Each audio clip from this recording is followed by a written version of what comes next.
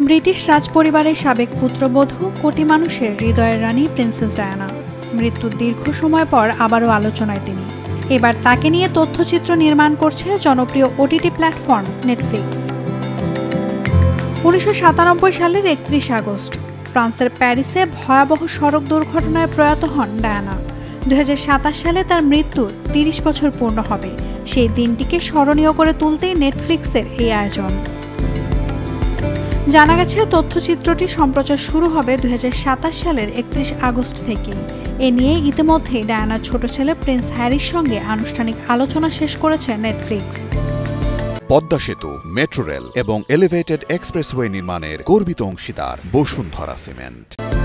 Diana ছিলেন ব্রিটেনের বর্তমান রাজা চার্লসের প্রথম স্ত্রী। 1981 সালে সাধারণ এক নারী থেকে রাজপরিবারের সদস্য হয়ে ওঠেন তিনি। তবে সেই পরিচয়কে ব্যবহার করেছিলেন অসহায় মানুষের পাশে দাঁড়াতে। এইডস রোগ নিয়ে সচেতনতা তৈরি করা থেকে শুরু করে ভূমি মাইন বিরোধী আন্দোলন, মানবিক কাজের জন্য তিনি আজও স্মরণীয়।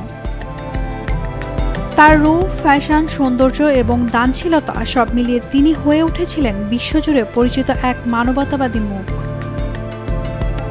তবে সুখী সংসার বেশি দিন টেকেনি। 90 দশকে চার্লসের সঙ্গে সম্পর্ক ভাঙানোর পর শুরু হয় নানা বিতর্ক। জীবনের শেষ দিন পর্যন্ত আলোচনায় থেকেছেন ডায়ানা। সেই আলোচিত ও আলোড়ন সৃষ্টিকারী জীবন কথায় উঠে আসবে পর্দায় নতুন এই তথ্যচিত্রে। Naomi Nasrin, Daily Sun.